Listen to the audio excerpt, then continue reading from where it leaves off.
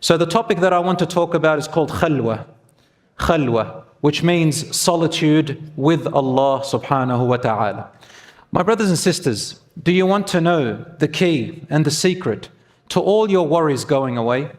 The key and secret to find the real inner peace inside of you, that no matter what happens to you, what you go through within your family, within your body, your wealth, your society, anything that you go through, big or small, what is the key and the secret for Allah subhanahu wa ta'ala to open the road for you, and even to give you all that is best for you in this world and the next, even your desires, which Allah subhanahu wa ta'ala knows are good for you, and to keep harm away from you, and to keep you going on a path of peace and tranquility. Do you want to know the secret to it?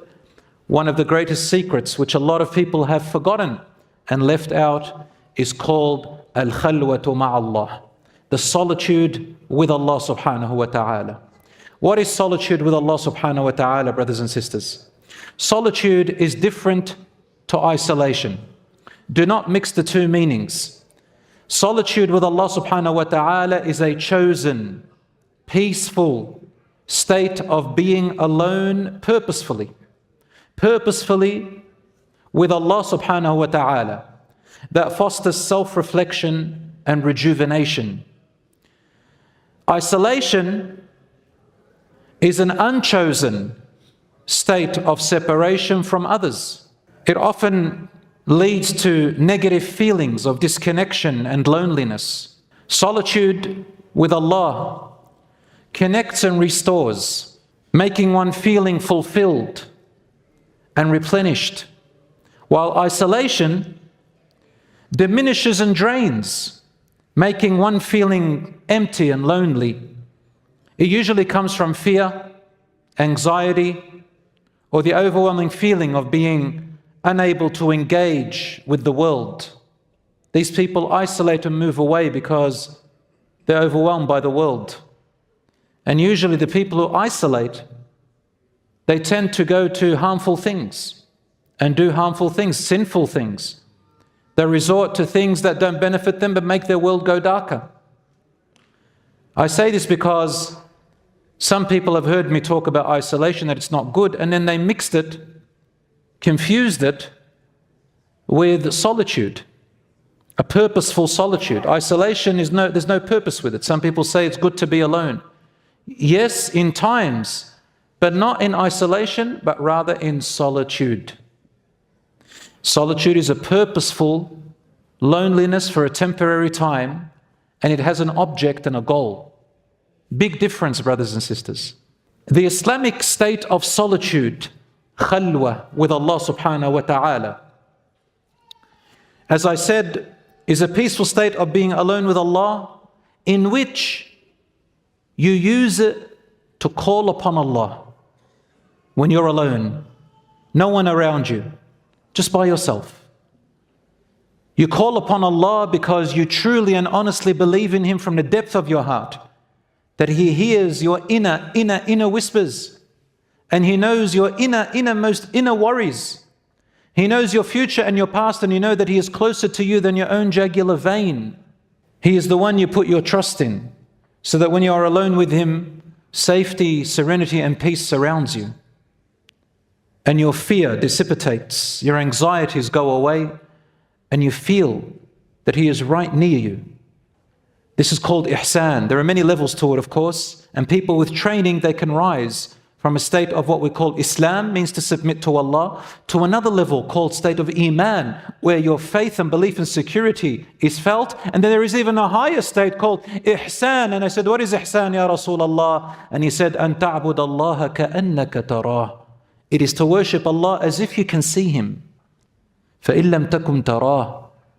But while it is certain that you cannot see Him, here in this world you cannot see Him right now. Inshallah in the hereafter, yes, but not right now. فَإِن لَمْ تَكُنْ تَرَاهُ. If you cannot see Him and you know that, فَإِنَّهُ يَرَاكَ. You are certain that He sees you. That is the highest state. In that solitude with Allah, you call upon Him in that state, reflecting on your sins as well. In the solitude state, you reflect on your sins. That's the time, because you're going to confess them to Allah. You're going to have discussion with Allah about your sins. You're going to talk about them. You're going to repent. In that solitude, oh Allah, forgive me. You're talking to Allah as if He's right in front of you. You're going to make dua. And last time we said dua is supplication. It doesn't just mean that you ask God. It's not a time only to ask God for what you want. That is part of it. But it is actually to establish a peaceful connection with Allah. That is the ultimate goal of dua. It is a time when you do dhikr. Dhikr are words, which they call in English affirmations, but we call them dhikr, which means remembrance. A beautiful book to get, I always say, is Fortress of the Muslim, Husn al-Muslim. Grab it with you and recite. The dhikr words in there, they're all full of amazing meanings. It's a time where you repeat words that praise Allah in many different colorful ways, in the most perfect ways that Allah deserves. It is a time of reflecting on His creation. Solitude with Allah is not just in the bedroom. Solitude of Allah is not just alone in a quiet place at night. Solitude with Allah can be anywhere in the world. It can be in nature. It can be on a tip of a mountain. It can be high up on a hill, in a cave, in the forest, in nature, watching the sea, the ocean, driving in your car on a silent, peaceful journey, not to work, on a peaceful journey, and even to work if you can find peace. Walking alone around the block, sitting in the garden, the backyard or the front, anywhere you go, while on the aeroplane watching Allah's creation on earth.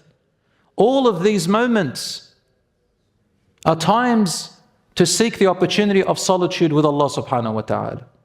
Any time where there is no distraction and it is only you and Allah is a time of reflection and solitude. Everybody should have every day 5 minutes or 10 minutes or maybe 3 or 4 different 5 minutes a day to have a moment of solitude with Allah subhanahu wa ta'ala. I guarantee you, wallahi, billahi wa tallah, your life will change. Everything about your life will change. You just have to be consistent with it. Al-khalwatu ma'allah. It was the way of all the prophets and messengers before. Every single one of them did khalwa, solitude with Allah, in one way or another.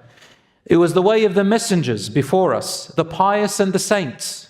When I say saint, I meant the Islamic meaning of saint, awliyaullah, the ones who are extra good and close to Allah. Anyone can be a saint, a wali.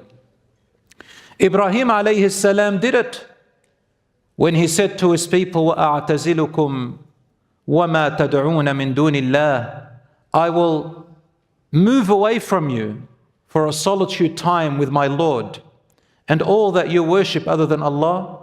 وَأَدْعُو رَبِّي, and I will call upon my Lord. عَسَى أَلَّا أَكُونَ بِدُعَاءِ رَبِّي شَقِيًّا. Without a doubt, I will never be forsaken in my call upon my Lord. Surah Maryam. Musa alayhi salam, Moses, had solitude with Allah constantly and every day. And there is a specific solitude moment that's mentioned in the Quran for Moses especially, when Allah called him to Mount Sinai, Wadi al-Muqaddas Tuwa, in the small cave-like place called Tuwa, where he spent 30 days in solitude with Allah subhanahu wa ta'ala. Zakaria alayhi salam, when Allah subhanahu wa ta'ala granted him after his dua, and he said, my Lord, give me a child, and Allah subhanahu wa ta'ala said, you will be given one. And he said, my Lord, give me a sign, an ayah, a mirror, a sign of your acceptance. And he said, do not speak to people for 3 days and nights and have solitude with Allah subhanahu wa ta'ala. Meaning, every single prophet and messenger had a solitude with Allah constantly. Asya alayha salam, Asya, the wife of Pharaoh, when she said, رَبِّ ابْنِ لِي عِنْدَكَ بَيْتًا فِي الْجَنَّةِ, my Lord, built for me a house with you in paradise. وَنَجِّنِي مِنْ فِرْعَوْنَ, save me from Pharaoh, وَعَمَلِهِ, and his actions. وَنَجِّنِي مِنَ الْقَوْمِ الظَّالِمِينَ, and save me from the oppressive people. this is a dua for solitude. She was calling upon Allah alone, needing no other help. Calling upon Allah. You can get into a phase or a zone. Some people can do that. They can literally go into a zone while all the noise is around them, and all they see is as if they can, and all they can feel is as if they can see Allah in front of them. And that is the state of Asya alayhi salam. Do you know when she was in solitude with Allah, when this ayah, to which this ayah is referring to? When she was under torture. She was in solitude with Allah.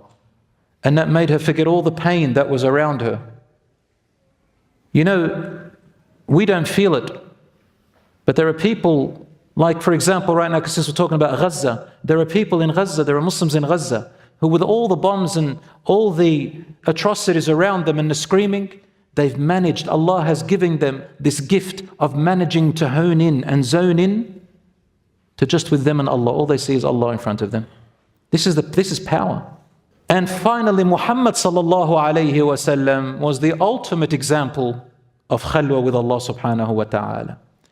We know his story of the cave of Hira, and I'll summarize it for you.